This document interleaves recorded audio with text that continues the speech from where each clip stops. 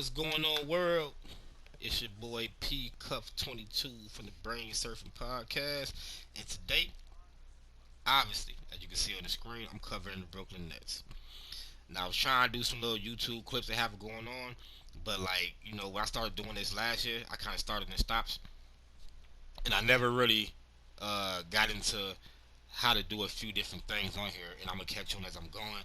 Just work with me, but for now, you can watch these little games I have playing on the PS4.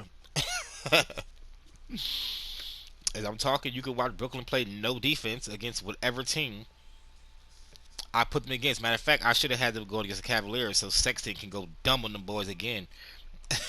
but but anyway, man, like I say, I'm talking about the Brooklyn Nets today. Their team as a whole, but mainly their lack of defense. And the teams I could see contending with them in the East, um, the teams I could see putting them out in the East, and maybe I'll talk a little bit about the matchup that could happen. What would be Brooklyn and Lakers in the finals. I don't think that's gonna happen though. Honestly, I really do not think it's gonna happen. And the reason being, the Nets.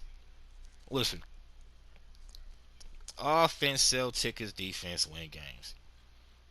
These boys ain't playing no defense. They just picked up another big man that has barely any NBA experience, and he was like a one of the top high school big men in 2011 when undrafted 2013. I can't think of his name on top of my head, but you know, he's known for defense. He's known for blocking shots, stuff like that. Perfect pickup skill wise. It's just no one knows is he gonna be able to do these things in the NBA. You know what I mean? But maybe he'll be like the big man. What's it, Christian Wood from the Houston Rockets though. Maybe he'll do something like that where he was known for this and for that. You know, didn't make it to where he wanted to be. For the time he wasn't playing, he stepped his game up. Finally got a chance, and next thing you know, oh my goodness, dude can shoot. Like he can shoot now. You know what I mean? So maybe his skills have widened. You know, maybe it opened up some. But we gonna see. That definitely could be a big pickup for them because they need more defense in general and rim protection, of course. But yeah, I don't see Brooklyn going too far because their defense is terrible. I watched them lose to the Cavaliers 2 games in a row. One game they had their full big three, the other game they didn't. But in my head, that is completely irrelevant. Like honestly, if you have those 3 players and you're up 10, 15 points with 5 minutes left, in my head, the game's over. Like you won that game already. You already won that game. You know what I mean? Like you have too much offensive firepower to let any team come back, especially a team that has no superstar. You know what I'm saying? Kevin Love wasn't even playing, but if he was, that probably would hurt Cleveland more than help him just for the fact that Love can't play any defense. Not like, stopping Brooklyn is something that the team gonna do anyway. They stopped itself more than anything. Like something like that. I can see that happening in real life because, the whole ISO situations and just going up for whatever they want to go for instead of giving the ball up for the extra pass. I've only seen Harden do it mostly in the summer KD. But Kyrie, man, they call his play, he go. They don't do much where Kevin Durant starts at the on the block. Somebody sets a little screen for him as he's coming up to the left or the right elbow. Catch and shoot.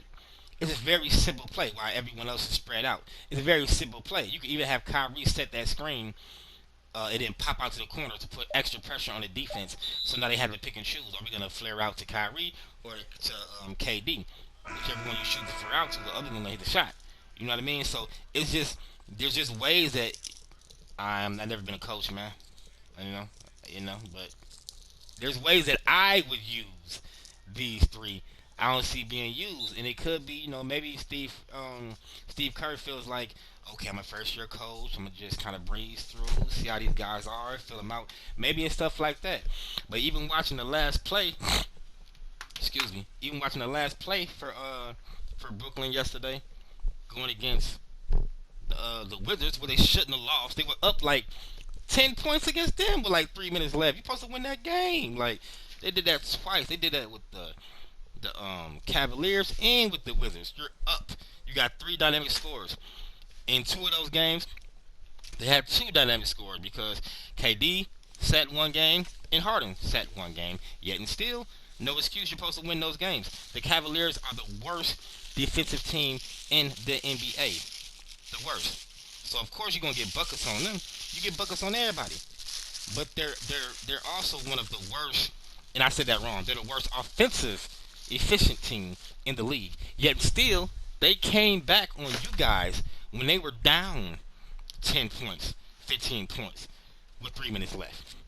That shouldn't happen. You so-called got the three best offensive scorers in the league, which I actually agree. Like, I do agree. They are the three most dynamic scorers in the league. Those three. So when you have all three on the same team at the same time in that type of situation, there's no reasonable excuse to why you should lose that game. It's just the truth of the matter. So Steve Kerr has to step it up. He got to play. He got to call plays, and he has to get his team to buy in on defense. Now they don't have a bunch of capable defenders. So as far as the defense, I can't put that all on Kerr. Not only that, but Steve Kerr did decide to bring Mike D'Antoni over there with him. So I mean, I really don't get that honestly because he's more spread the court, just pop a bunch of threes.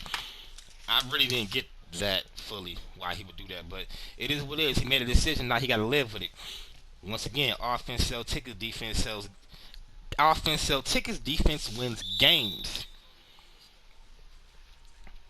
I see the Brooklyn Nets possibly getting eliminated out the playoffs by the Sixers or by the Bucks. I said the Sixers because they have two guys that can get in that paint and score whenever they want to. Now Kyrie, KD, and Harden, they all can hit threes, but Harden is the one I would, if I didn't call one of them a 3-point shooter, I would say it's Harden. But the way he's been playing, he's not gonna be out there against the Sixers or the Bucks, whoever in the playoffs, hitting a bunch of threes because he's been more being a true point guard. Now I wonder if he can continue doing that when things get tight. Can he continue to trust the way he's playing, or will he start to feel like, oh yeah, it's time to turn up? I wonder. In the same situation, you know, Philly has defense, and they can, from time to time, they can get some stops on Brooklyn. They definitely can. Brooklyn won't get much in the paint. They won't get much in the paint with Dwight Howard and Joel Embiid down there.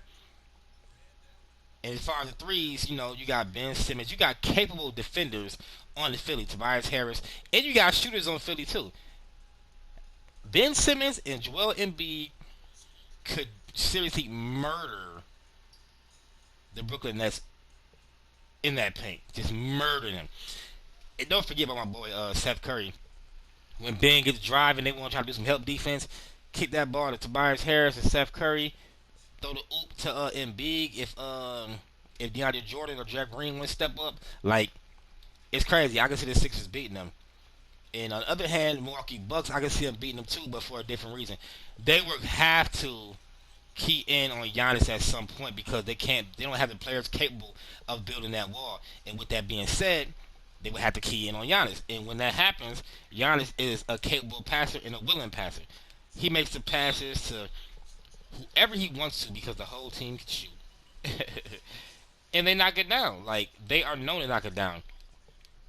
That's the one team where I would be cool with Giannis actually being the main ball handler against.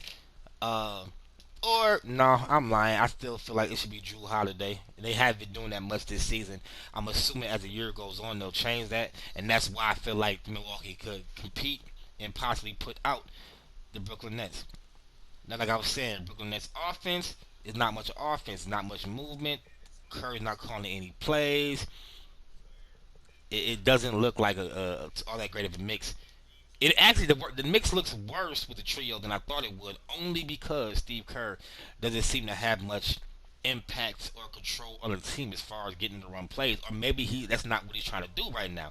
Not sure. But even last night, the game they played on after that dumb inbound pass from Harris, or maybe it was a cut that KD made as Harris was passing it. I don't know who to put the blame on, but they messed up. Westbrook hit the clutch three.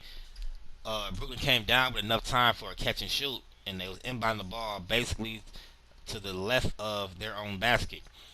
They try to force it into KD on some post up type shit, a little outside of the left block. They try to like force it to him. But they had Bill over top and had Westbrook guarding him. Kyrie couldn't get it to him also because Washington was smart and they had a very tall guy in Kyrie's face. They wasted about 3 or 4 seconds trying to get the ball into KD. Um, it made me feel like there was no counter play. Like they thought they could at least get the ball into KD and he would be able to get a shot up. There was no counter play. Ended up throwing a little cut pass to I don't know how to say his name. Long last name. Just played for Philly. They end up giving it to him and number one. And he got the ball, missed the layup at the buzzer. Could have been a foul, could have been a travel on Kyrie or him. It could have been a couple of different things, but what it was for sure was a lack of IQ, a lack of coaching, a lack of play calling, and a lack of execution. With all that being said, my conclusion is I really fit, and this is hard to say because I don't think it's gonna happen, right? But I'm going out on a limb. If Milwaukee doesn't put out Sixers and the Sixers don't put out Milwaukee, and Brooklyn has to go through both of those teams, one of those teams will put them out, and most likely it would be the second out of those two teams that will play them. Now, last year I called the Heat, you know what I mean, as the underdog, the sleeper, with a chance to beat Milwaukee and get to the finals. Hey, hey, I was right. I'm not so sure about this one. I don't know if I'm right on this one. I know it's possible, but with all how much season we got left and playoffs coming up, like Steve Kerr can get together, Brooklyn can get it together.